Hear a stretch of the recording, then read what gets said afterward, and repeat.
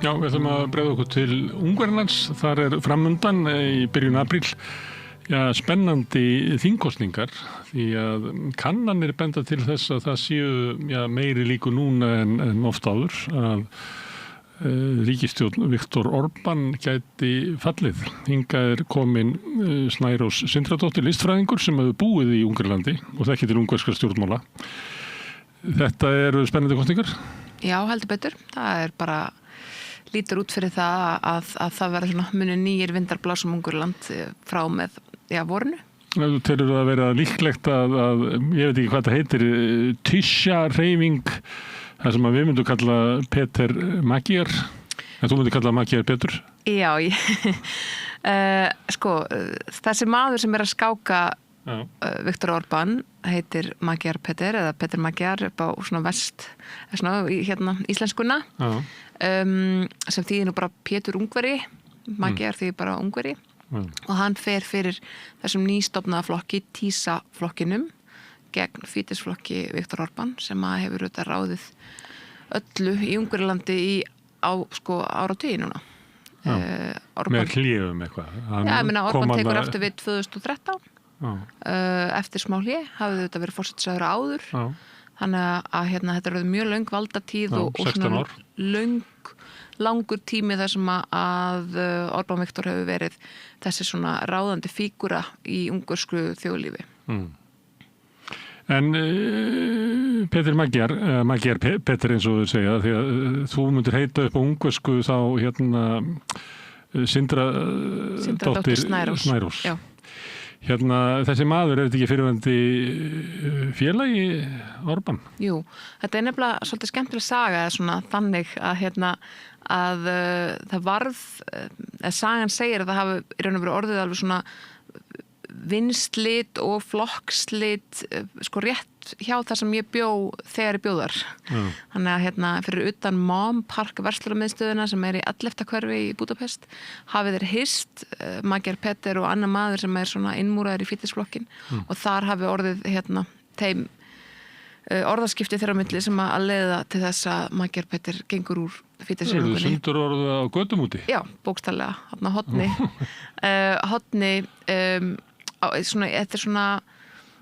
þetta engin eitthvað svona viðskipta miðja, ekki þannig en maður finnur þetta svona þokkalegt mál og það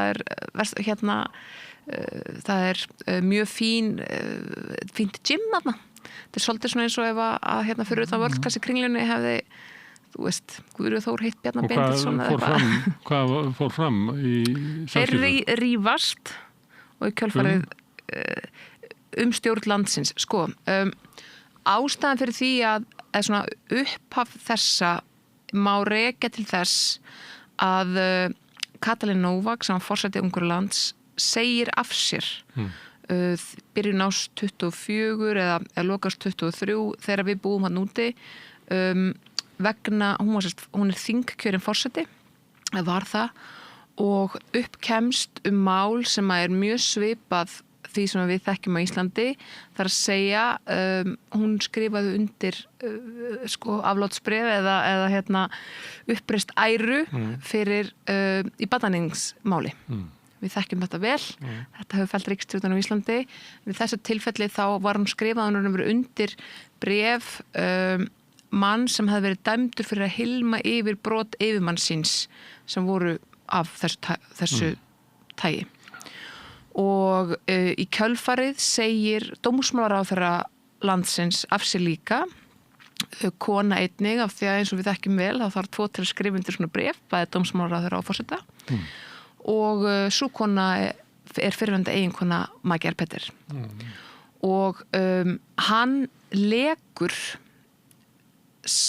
samtali sem hún á heima hjá sér. Þar sem hún að tala það að það þurfa að pressa á lögreglustjóra, það þurfa að hlutast til þetta mál, til að reyna að kveða það í kútinu og framvegis, allt mjög kunnulegt. Og þau skilja og hann stofnar TISA-hreyfinguna og skákar, hann skorar þau raun og veru á hólm. En fram að þessu, hafði hann verið áberandi sem eitthvað svona pólitískur andstæðingur Orbán? Nei, hann er maki samstarfsfélaga.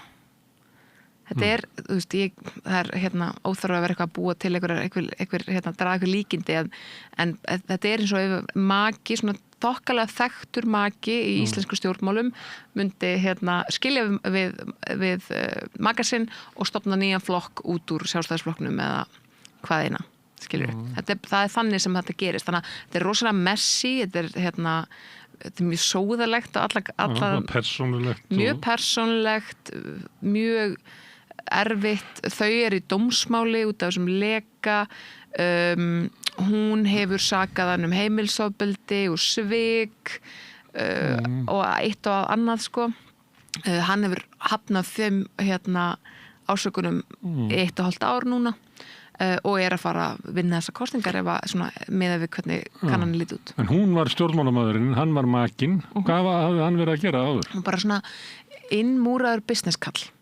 og þessi flokkur, tísaflokkur, sko, við skulum ekki halda það að þetta séu einhverjir sósíaldemókratar að taka við að við hægri sinna fítisflokki, þetta er ekki þannig. Núna eftir að boða var til, þó að þessi boða til alþingiskosninga eða þingkosninga í apríl, 12. apríl, þá má kosningabaráttan ekki hefjast, það má ekki byrja að auglýsa fyrir í febrúar, en hann er byrjaður að skipa ráðuneyti raun og veru segja hverjir eru á svona sigurmeðanum hans ef að allt fer eins og þeir vilja að það fari og það er fólk sem að er þarna til dæmis kona sem að heitir Anita Orbán, ekki tengt Viktor Orbán, svo þessi sagt, þetta er mjög algengt eftirnafni í Ungverjalandi. Hún var mjög hátt sett hjá Vodafone og alþjóðavísu. Þarna er líka maður sem heitir Katalíka eða eitthvað.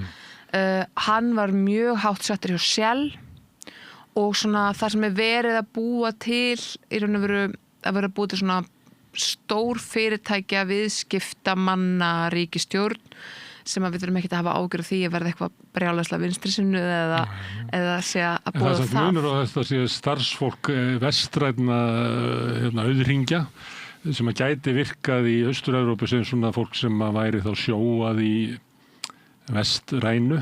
Já. Frekar heldur en þetta sé svona ólíkarka frambóð eins og er víða í austrinu, þar sem eru bara auðkýfingar sem hafa auðgast á því að ná undir sig auðlindum og eignum almennings. Já, og það er raun og veru held ég það sem hann er að stóla á, að þessi kosning snúist það í hvora áttina ætlum við að halla okkur. Þessi kona, Anita Orbán, hún leiddi upp úr 2000 svona stóra stefnu fyrir hönd fítisflokksins, hún var þar líka og leiddi vinnu við að breyta og búið til fjölbreyttari orkukosti fyrir Ungverjaland undir stjórn Orbán, Viktor Orbán. Og svo var sko Viktor Orbán ákveður svo þrátt fyrir alla þessa vinnu að það verði ekki farið í þessa miklu orkukosti, það verði ekki farið þessar breytingar sem var lögð til í sér skýrslu og af þessari nefnd, heldur munu þau frekar halda sig í gasinu og eins og við sáum eftir COVID og eftir innrásina í Úkraínu halla sér rækilega upp að Putin og Rússlandi þeirra jarðgas. Já, eða fara ekki með Evrópu frá Rússlandi. Akkurat. En Orbán er bara á sama stað og Evrópa var. Já, nákvæmlega. Og hefur fengið undanþágur í alls konar viðskipta þvingunum til að halda áfram að kaupa orku. Allavega gagnvart Bandaríkjunum. Já, krafist þeirra, en það er samt auðvitað þannig að þetta var líka svona bókhaldsfiff. Það er allir sammála það að stór hluti af verðbólgunni í Ungverjalandi sem hefur verið alveg ofboðslega þrálát megi ríkið til þess að hann hafi handstýrt því að orkuverðið hækka ekki jafn mikið á almenning eins og gerði annars staðar í álfunni en í staðinn voru það fyrirtækin sem voru látin borga orkureikningin. Ég á vinkonu sem er reyndar rússnesk og íbúðin hennar var rangt skráð sem atvinnuhúsnæði.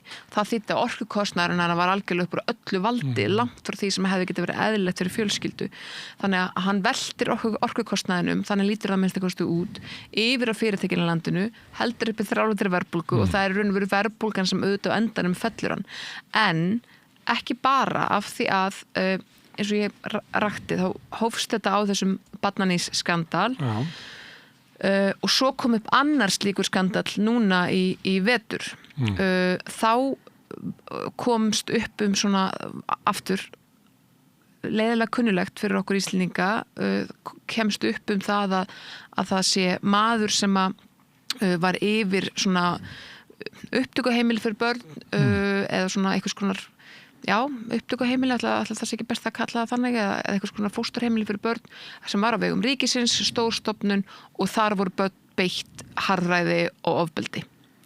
Og á þessu hefur Magyar Pétur líka verið að keyra, hann stýrði og skipulaði sko gríðarleg mótmæli í Búdapest út af þessu núna í lok árs og byrjun þessa sem snúast öll sko allar enginn að hugsa börnin og sjáuð hvernig þessi ríkisstjórn hefur farið illa ráði sínu sem áhugavert af því að þetta hefur verið svona sögulega eitt af stóru atriðunum fyrir Orbán-stjórnina, þar að segja hvernig hugsa börn.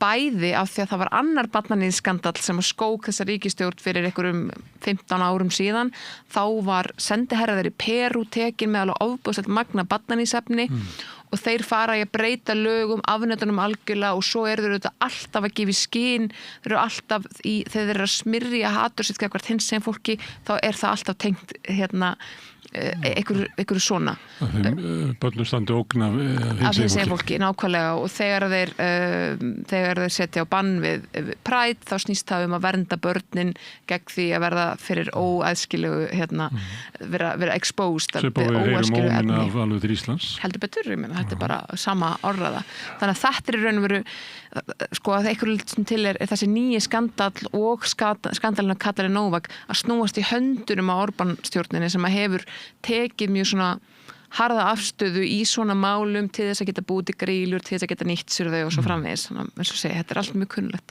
En Magyar, hefur hann eitthvað svona persónufylgi, hann getur fylgt fólki út á götur? Já, hann svona, ég hef svona sagt að hann pínu Ken, hann svona karismatískur maður. Pétur Martinsson kannski? Já, ég myndi, þeir eru ekki ólíkir. Hann svona karismatískur, myndarlegu maður, hann virkar ungur, hann það ekkert rosalega, þannig að hann bæði ungur og reynslumikill, skilurðu, sem þetta frábærblanda í pólitík til þess að reyna að fælka fólki með sér. Hann svolítið svona, hann stendur kannski svolítið fyrir það sem ungur vilja vera, vestrætt, velgengni. En ekki allir ungurir, það náttúrulega það sem deilist pólitíkin. En þeir ungurir sem að að horfa í vestur vilja gjarnan svona, hann mjög vestrætt. Það ekki frekar í borgunum en ef þú færir út í sveitinu, þú bjóst í Búdapest. Búdapest. Já. En ef þú færir út í þorpin og svona, þá myndi enginn segja þetta sem þú ætla að segja. Nei, sko, því smarri sem þorpið því sterkari Fídesflokkurinn. Þannig sjáum við niðurbrotið í könnunum. Því eldra sem fólki því sterkari Fídesflokkurinn og því verðmenta sem það því sterkari Fídesflokkurinn. Ég getur sett þetta saman með reform í Bretlandi, Trump í Bandaríkjunum og víðar. Þetta bara formúla og hún bara sönn alls þar. Þess vegna Viktor Orbán núna að tala við eldra fólki og segja, talaðu börnin ykkar, segja að kjósa Fídes og Magyar Pétur á samaskapi að segja, talaðu við af ykkur ömmu, segja að kjósa Fídesflokkin. Já, þannig að þú veist, af því að það alveg rosalega munur. Fídesflokkurinn með 12% fylgi hjá 18 til 30 ára.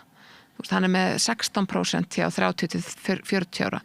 Þetta eru bara mjög litlar tölur í þessu flokkakerfi.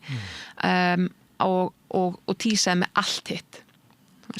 En Orbán hefur haldið völdum vegna þess að hann hefur unnið kosningar og einhver leiti hann svona dæmi við þekkjum til þess og með Erdogan, hann naut vinsalda í Tyrklandi á meðan hann skilaði efnaðslegum uppgangi. Já. Svo þegar harnar í dalnum og verðbólgan eykst og svona þá hverfur þetta.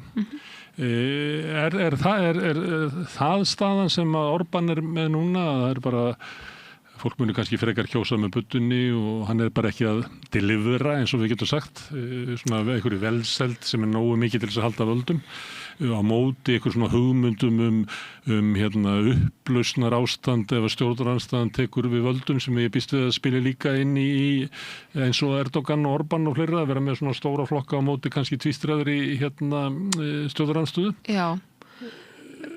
Af hverju, svo það náttúrulega annað sem í pólitík að að fólk verður bara leitt á þér, sko. Já. Er fólk ekki bara leitt á Orbán? Hann hefur passað að vera ekkert allt of mikið í fjölmiðlum. Hann gefur svona 1 viðtal á viku á alltaf sama þætti, þetta er svolítið eins og að mæta í Bíti og bylgjuna bara og hefur svolítið haldið sér við það en auðvitað er hann ábærslega. Sigmundur gerir svoleiðis reyla, hann mæti bara á vissa staði, Sigmundur Davíð. Já, hann mæti þess ekki yngar. Ok, ég þekki það ekki en þannig að hann er ekki í fjölmiðlum stanslaus, hann er ekki svo Donald Trump sem við erum stanslaust að heyra eitthvað af. Og í mann þegar Biden var kosin í Hvíta húsið, þá er þetta eitt af því sem að hann eða Obama segja, ég man það ekki, það var svo mikil friður þegar við þurfum ekki alltaf að vita þurfum ekki að hugsa Hvíta húsið sko 24/7. En Orbán stýrir ekki þannig, hann er ekki með blammeringar á internetinu eða mjög fyrirferðarmikill. Efnahagsástandið er alveg faktor. Ungverjar eru auðvitað í Evrópusambandinu en ekki með evru, þeir eru með örgjaldmiðl sem að sveiflast mikið og stóra atriðir að kaupmáttur þeirra gagnvart öðrum þjóðum er mjög mjög lélegur. Þannig að það, ef mann langar til að lifa því góða líf að ferðast svolítið, það er ekkit sérstaklega flókið að ferðast frá Ungverjalandi, það er mjög sterkur alþjóðaflugvöllur þar, en það er dýrt fyrir þau að fara. Það er að ferðast eitthvað suður bara. Já, akkurat. Og þau fara mikið til Króatíu og Albaníu og svona til þess að reyna að fara í sól, en það er samt svona efnaðir Ungverjar sem er að gera það. Þannig að auðvitað er efnahagsmálin atriði, auðvitað er þessi þráða verðbólga atriði, en eftir því sem ég heyri hjá mínum vinum, þá eru það bara eilífir skandalar, spilling og ólíkarkaveldi sem að er að toga þau, sem að þeim finnst vera að breyta landslæginu. Þetta er kannski fólk sem hefur aldrei kosið Orbán, hefur alltaf séð hann fyrir það sem hann er, en þegar ég spyr, ok, en af hverju eru aðrir að færa sig frá Orbán, þá eru þetta svörin sem ekki þau eru komið nóg af spillingunni, þau eru búin að gefast upp á því að það skuli alltaf vera sömu aðlar sem fá allt og svo framvegis. Þið séu til í breytingar af því ástandi núna er eiginlega ekki segi kannski ekki óbærilegt, en svona að það að taka ákvörðunum breytingar er allavega að það vestnar ekki. Já, algjörlega. Og ég held að innrás Rússa í Úkraínu sé stóra atrið. Fídes vinnur mjög stóran sigur í kosningunum, ríflega 50% 2022. En það er ekki nema 2 mánuðum eða mánuði eftir að innrásin hefst. Og eins og við munum öll, þá heldum við öll að þessi innrás myndi endast í helgi, 2 vikur, mestalagi, mánuð, og alltaf teygðist. Og svo byrjar Orbán að ætla að vera boðbyrjuð friðar á milli vesturs og austurs, þar að taka sér svona stöðumann sem getur talað í allar áttir, sem heitir bara á góðri ungursku að halla sér í átt að Pútín og verða hans svona Það var nú bara í haust sem var rætt að Zelenski og Pútín myndu hittast í Ungverjalandi. Akkurat. Þannig að einhver leiti hefur hann verið að spila þessa rullu. Alltaf að tekur Trump marka á henni. Já, ég meina að Trump er mjög hrifinn af Orbán. Republikanaflokkurinn hélt risastóran fundi í Ungverjalandi fyrir nokkur mánuð síðan. Hann hefur farið og haldið fundi fyrir republikana. Heldur betur, hann er hetja þar. Af hverju? Af því að hann er maður af þeirra sort sem hefur tekist að halda völdum mjög lengi. Það er raun og veru það sem að maður horfði á eins og Giorgia Meloni á Ítalíu. Sko maður hugsaði núna ætlar hún að keyra á breytingarnar þegar við vitum að hún mun brenna upp hratt. En svo er hún búin að læra af Orbán og það eru aðeins, hún hreyfir sig öðruvísi heldur en Trump til dæmis og það snýst að brenna ekki upp strax sem maður er í eldspýta sko. Og líka bara grafa undan andstöðunni hér og þar. Ég meina Orbán hefur gert það, ég nefndi Erdogan og við vorum með lög og rétt í Pólandi að það er svona veikja fjölmiðlana, háskólana, dómskerfið og hitt og þetta. Já, en taka það í einu skrifi einu. Þú veist, það er auðvitað stóra atrið.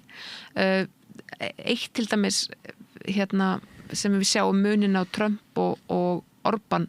Orbán beitir ekki líkamlegu valdi gegn þeim sem að mótmælunum. Það er mjög friðsöm lögregla í Budapest og þessum mótmæli enda aldrei í einhverjum hasar. Ungverjar mótmæla frekar kurteislega en lögreglan mætir þeim líka í frið. Við veitum hvernig lögregla getur espað upp mótmæli mjög hratt.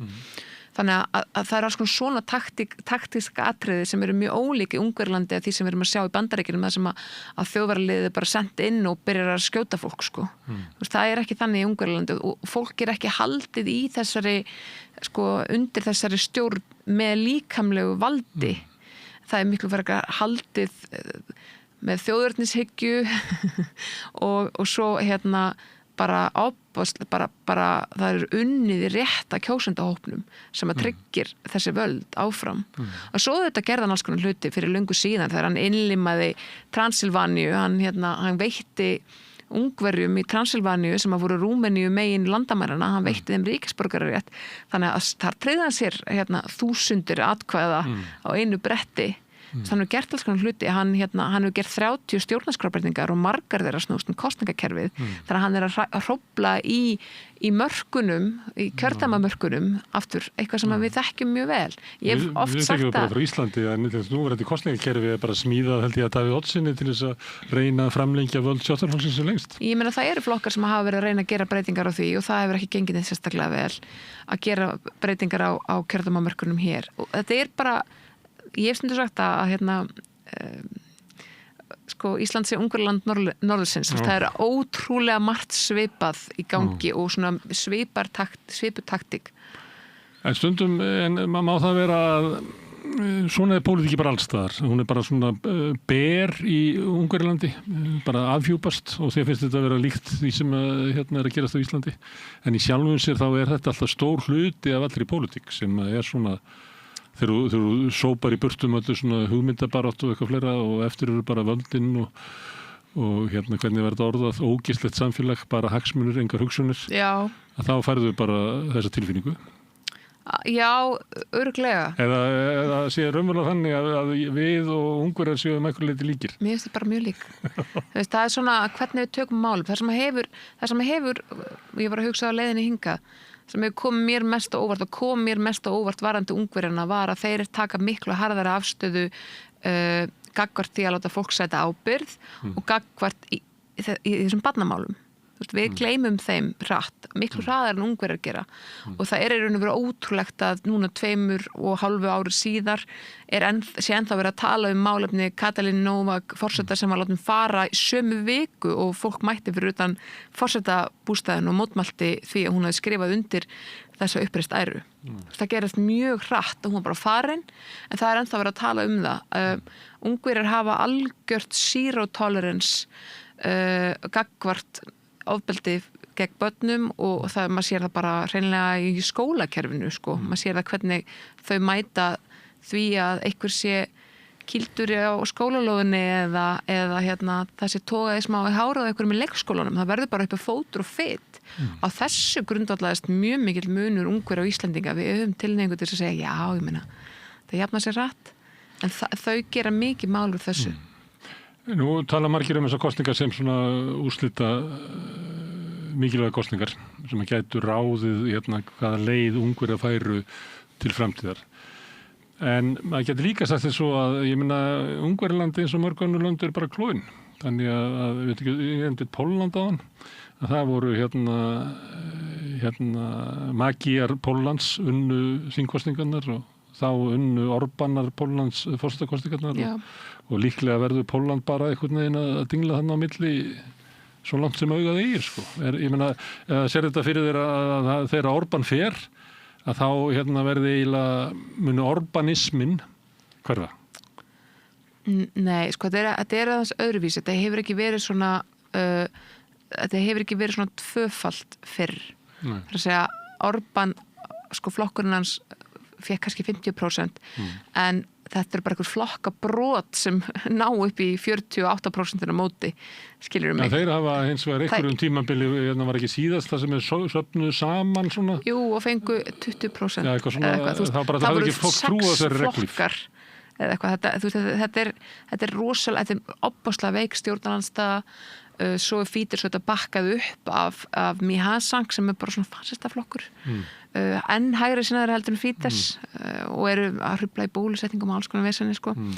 Svona eins og við þekkjum bara hjá Bandaríkjastjórn en hann þetta er sko þannig er þessi staða sem komin upp, hún glæný, að það sé raunverulega eitthvað sem á séns á að taka völdin í landinu og svo framvegis og aftur, svo nefndi forsetan Póllands. Forsetin þingkjörin í Ungverjalandi. Það ekki sérstök kosning hann. Kosningarnar í Ungverjalandi eru borgin, sveitarstjórnarstigið, Evrópuþingið og svo þingið.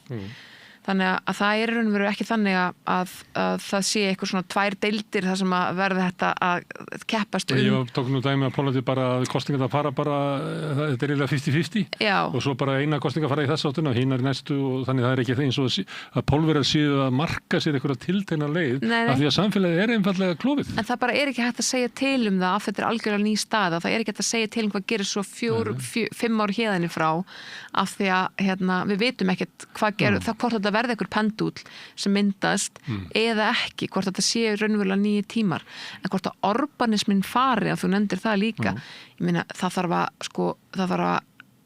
það mun taka allt kjörtímabilið að vinda ofan af því kerfi sem að Orbán og Fídes hafa búið til. Þeir eru búin að skipa þetta hvert einasta staða, einhverju einustu stofnun Fídes staða. Það þarf að skipta öllum þar út nema fólk ætla að fara á hnén og beðast fyrirgefningar og fá að halda starfi sínu. Þannig stöðu hafi sjálfstæðisflokkurinn svo gott sem Já, ég man hvernig umræðan var eftir hrun. Þetta var bara erfitt, það var bara barist inn í ráðuneytunum þrátt fyrir að völdin hefur færst til eftir kosningarnar.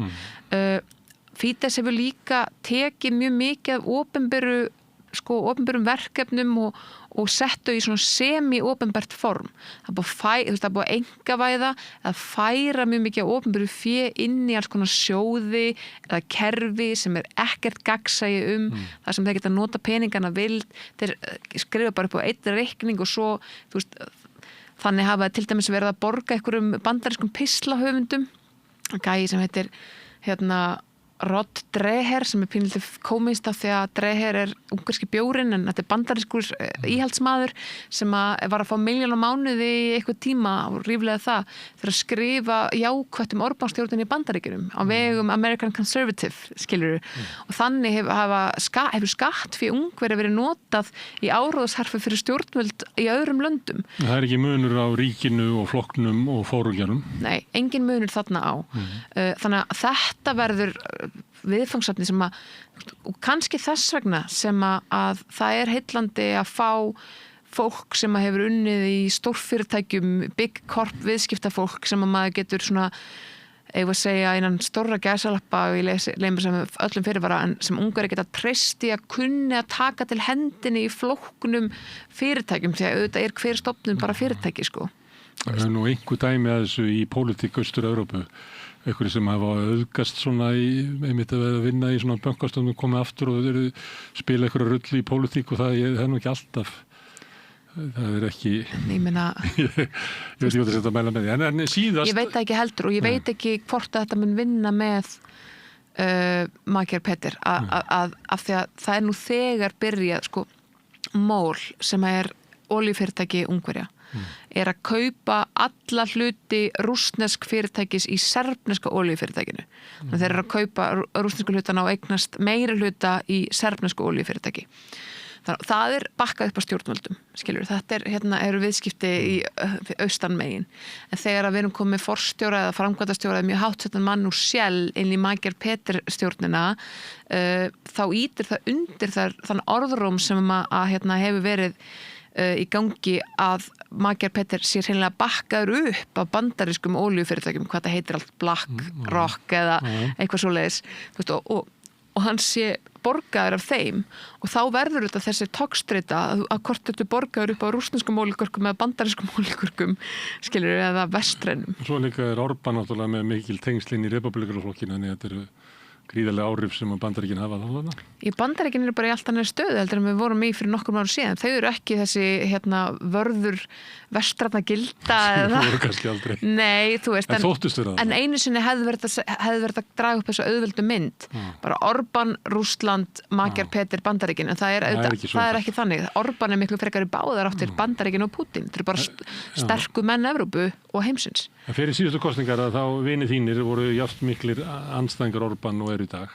Já. En þá var búið fram einhver svona reglíf stjórnarandstöðunar, valkosturinn Orbán eða ekki Orbán og það var svona losarlegt bandalag svona, en núna allt öðruvísi, nú mætir svona sterkur maður hinum megin líka. Já. Þannig að illt skal með illu út reka, þannig að nú verður við að kjósa bara okkar sterkamann. Já, þetta svolítið þannig og Memento sem er flokkur svona, sem var stofnað 2017 hefur það eitt að markmiði að fella Orbán, hefur til dæmis tilkynnt að þau muni ekki bjóða fram í þessum kosningum til þess að það verð til þess að taka engin atkvæði frá Magyar Pétur.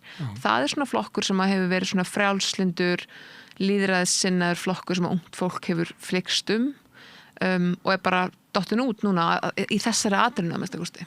Það sem að maður sér að því að eitt af kostunum við Wikipedia, þeir eru mjög duglegir að safna saman upplýsingum skoðanakannanir, þannig að ég fylgi stundum með svona þróuninni og ég kallaði meðal annars á þig vegna þess að maður hættur að skilja að því að það sem að virtist hafa mest áhrifin var tilkynningar frá ýmsum flokkum að þeir vera hættir að bjóða sig fram. Svo, ég veit ekki hvað þetta eru stóri flokkar, það kemur ekki alveg fram en það er til dæmis græningjarnir voru að heita. Og svo er eitthvað sem að Amerikanan eða Wikipedia kallar Secondary Farm Area Party sem væri Masodik. Já, þeir eru bara litlir. Ég náðu þess ekki. Svo er það Solution sem að myndi heita Megoldas. Já, þetta er líka bara eitthvað lítið, eitthvað drasl bara. Kunni ekki alveg að meta það, af því að það auðsjóðlega var þetta að gerast, að það eiga bara að vera 2 blokkir eftir. Já. Nema náttúrulega þessi sem þú sagðir að vera hálffasískur. Já, ég meina þeir vilja, þeir eru með alls konar hálfdar hugmyndur hvernig þeir ætla að taka til í Ungverjalandi og eitt af því þeir ætla að taka pening úr bólusetningum, í nýjásávarpi formansins, þá sagði hann alls konar hluti, hann var að tala hvað hefur mikil reginneis, hvað sem margir komið til Budapest til þess að fagna Pride með þeim og svo framvegis. Sem svona gott dæmi það hvernig Fidesz næði ekki stjórn á hinsegin málefnum það hefði bara bannað þetta með öllu og hvaðina en þeir ætla líka að taka peninga úr bólusetningum við hlaupabólu af því enginn hefur dáið hlaupabólu og setja það inn í eitthvað alltaf inn í húsnæðismál eitthvað svona, þetta er eitthvað svona fáránlegar og hættulegar hugmyndir sem við vitum alveg hvernig enda þannig að þær eru búum við í pólitíka sem að svona umræða hefur bara mikil áhrif.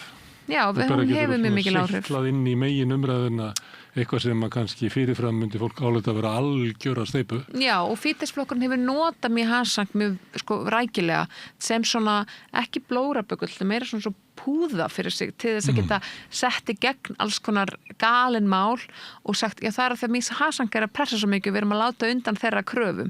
Þannig þeir hefur notað mjög hansang til þess að vera svona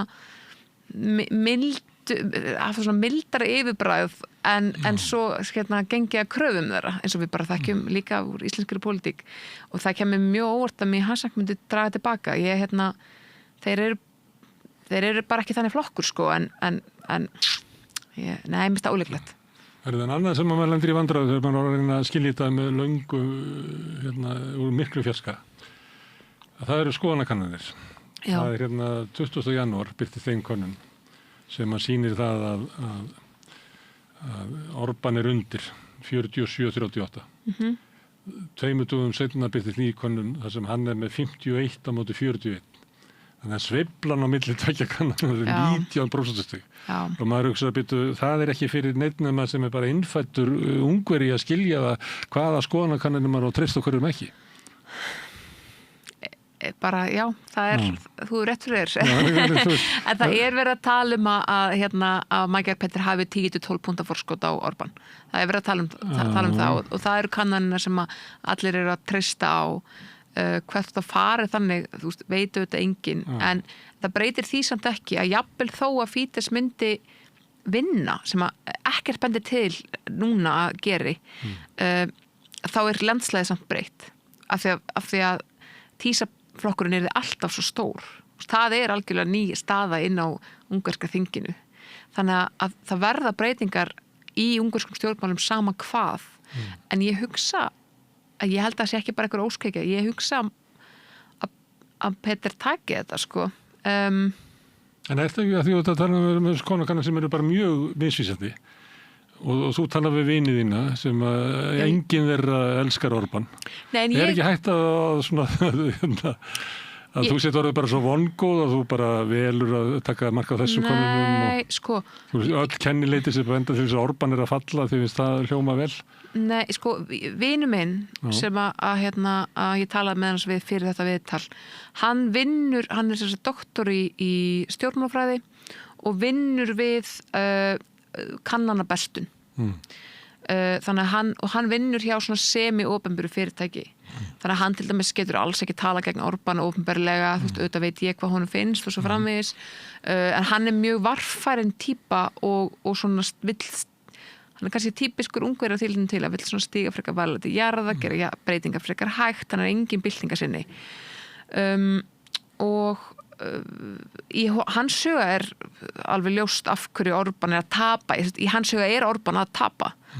Það líkur alveg ljóst fyrir og hann er að gera kannanir á hverjum, sko, það er vinnan hans að gera kannanir. En hefur Orbán það sterkt tök á Ungverjalandi að hann geti komið í veg fyrir það? Getur hann beitt kosningasvindli? Getur hann búið til eitthvað svona glundróðar ástand þannig að verið að fresta kosningum?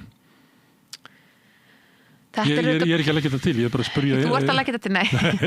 Ég vegna þess að ég er bara að reyna að skilja Ungverjaland. Við erum með þess fórseta Bandaríkjanna sem segir ef það verður kosið í haust, Orbán myndi aldrei segja það, ef það verður kosið í apríl. Nei, það er búið til kosningana. Hann stýrir því hvernig það gerist. Það þurfti að gerast en hann stýrir því.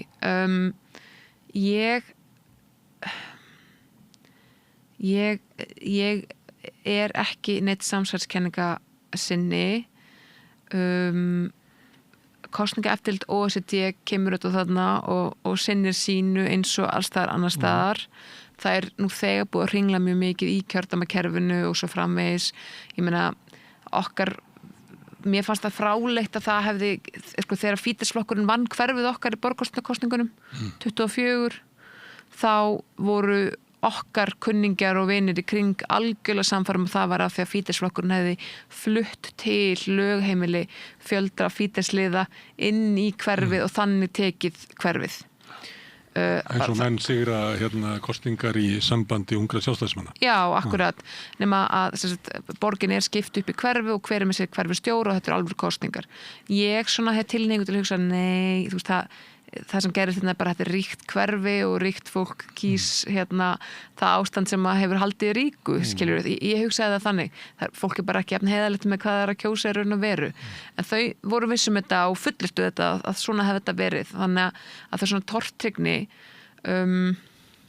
hvort að Fídesflokkurinn myndi fyrir með kosningasvindl. Ég veit það ekki. Ég meina, maður trúir ýmsullum sem það sem gerist í Bandaríkjunum núna.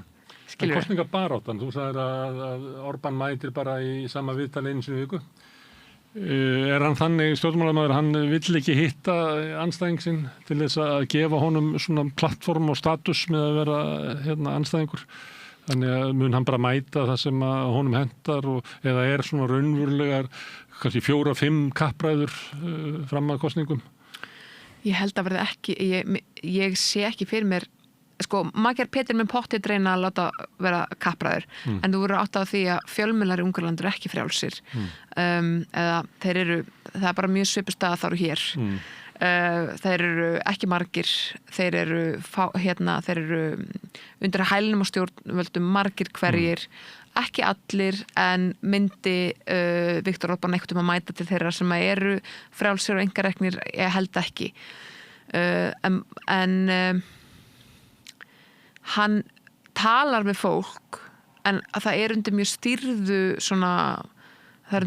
stýrðum aðstæðum sem hann gerir það en auðvitað þarf hann að grípa til hann þarf að gera eitthvað hann getur ekki bara haldið að sitja í stúkunni sinni á Ferris og Tarsi-vellinum og borða vínber og horfa yfir þjóðsina þú veist í fótbolta hann þarf að bregða út á vananum og hann leggur það mikla áherslu á íþróttir, hann hefur ábyggilega sagt að fyrst að Ísland vann Ungverjaland að það minnkuðu líkurnar á endurkjöri aðeins.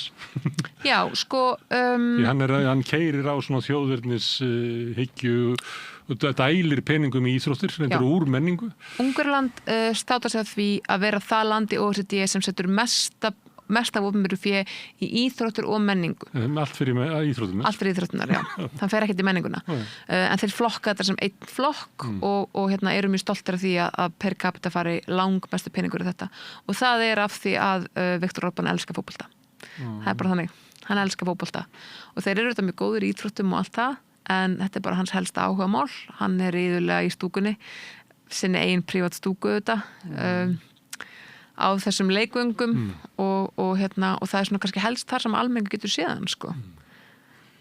En við sjáum stundum viðtölu við hann. Já. Og það er kannski ekki að marka, hann er þá að svara svona sérstaka stöðu sína innan Evrópusambandsins og NATO. Já. Til þess afstaða hans í, að því þú nefndi það, kannski skítið inn að því að það eru náttúrulega Ungverjar sem að búa í Úkraínu. Já. Heldur að það ráði ykkur afstöðu hans eða er það bara það að hann er kjöltur ekki Pútins? Ég held að það hefur búið að lítil áhrif. Ég held bara að hann... Það er ekki þannig að Ungverjum hafi ykkur sérstaka stöðu. Nei, ég held að hann sé bara tækifæri sinni sem sjái ekki endilega hag sinni því að festa nokkuð að ráð sitt í eina átt eða aðra. Ég held að hann sé alveg heiðarlegur innan stóra gæðslappa þegar hann segir að hann vilji bara vera maður sem getur talað í allar áttir og verið þú veist, austur til vesturs milliliðurinn. Hann sé ekki hrifinn af þessum valdablokkum og þessari aðferð.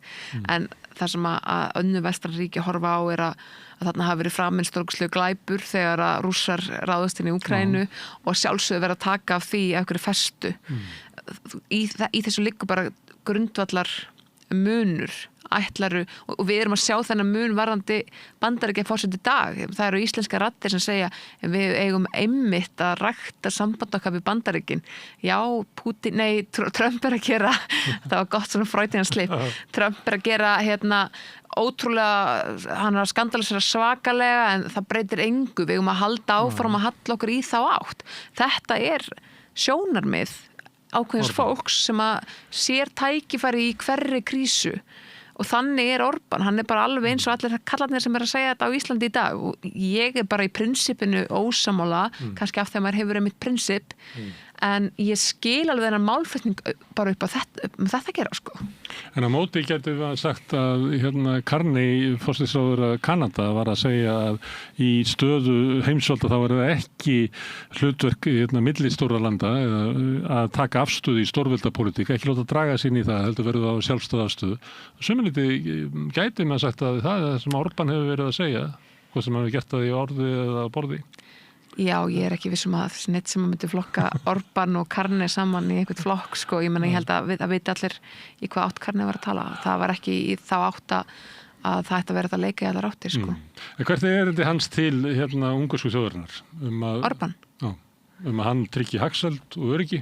Já, hann tryggi hagsæld og öryggi, hann tryggi blómstrandi land þar sem að sérstaklega er hugað börnum og eldra fólki. Og fólk geti átt ánægulegt ævikvöld í fallegu landi, helst ekkert annar staðar en svona þjóðirnis, því þykir vænt Ungverjaland. En getur hann bent á svona, sjáðu bara undanfarin 20 ár framþróunar sem hefur verið í Ungverjalandi? Viltu fara tilbaka? Getur hann, er svona tilfinning landsmanna að samfélagið sé að færast fram? Er það nógu sterk til þess að hann geti orðað þetta með þessum hætti? Nei, í raun og veru er tilfinning landsmanna svo að þau hafi þokast miklu hægar áfram eldur en önnur ríki sem hafa komið undan járntjaldinu. Það sé í raun og veru, þau hafi orðið eftir þegar aðrir tóku stór stökk og það er kannski svona það sem er svolítið erfitt en hann er svona gamalmenna, hann talar mikið eldra fólk og mikið börn og mikið kannski í hjarta fólk sem að er ekkert sérstaklega og leiðir neitt annað en hann hann keyrir á þjóðernishyggjunni í raun og veru. Við skulum vera glöð með það sem við höfum. Já, því að Ungverjaland er besta land í heimi. Já, og gagnrýni á Ungverjaland og stjórnarstelluna er verið að grafa undan Ungverjalandi. Já, það er þannig sem að sé það. Grafa undan myndin okkar. Já, og ekki... Ég bara að vísa til Íslands. Já, nákvæmlega. Svo graf undan krónunni eða þetta tala? Já, hann talar kannski ekkit rosa mikið þannig, en graf undan Ungverjalandi, ungverskum gildum, við erum besta land í heimi, við erum einstök, við að vera stolt af því, þú veist, það er þessi málflutningur sem að... Það er ekki fyrir þú finnir margt líkt með Ungverjalandi og Íslandi. Það er bara mjög margt líkt, það er alveg skuggalega margt líkt og Ungverjar eru upptilhópa yndislegt fólk, mjög örlátt og almennlegt og mjög svona friðsalt fólk sem að býr ekki til mikla dramatík. Þú sér ekki Ungverjar rífast á götum úti eða neitt slíkt. Nema eitt skipti, það leiddi til þess stofnun nýs flokks. Nákvæmlega. Herðu, Snærós, gaman að fá þig hingað að tala Ungverjaland. Kannski fæ ég þig aftur hérna þegar verið að draga að kosningum, því að þá verður kosningabaráttan, hún fer í gang og þá, eins og við þekkjum, að það er ekki alltaf þetta spá fyrir kosningaúrslit áður kosningabaráttan hefst. Ég held að sé 21. febrúar sem er með að byrja að auglýsa, sko. Það er ekki fyrr. Þá fer allt í gang. Þá er þetta bara mjög stutt kosningabarátta. Já, algjörlega. Já, þetta er allur mars. Allur mars febrúar, fyrir ekki. Allur mars, þetta er mánuður og 3 vikur svoleiðis. Kosið 12. apríl. Já. Herðu, Snærós, þúsundtakkir. Takk. Já, þetta þá lokin á rauðaborðinu í kvöld. Ég þakka öllum gestur sem hafa hingað komið og Birni Þorláks og Sigurður Magnúsi að koma við við rauðaborðið. Pétri Fjellstið fyrir að taka upp og senda út. En ykkur þakka ég mest sem hafa verið að horfa og hlusta og breytt þessu spjalli okkar í fjölmiðlum. Minni á að það sem að knýr samstöðuna áfram er sá hluti áhorfenda og áheyrenda sem hafa gerst áskrifundur.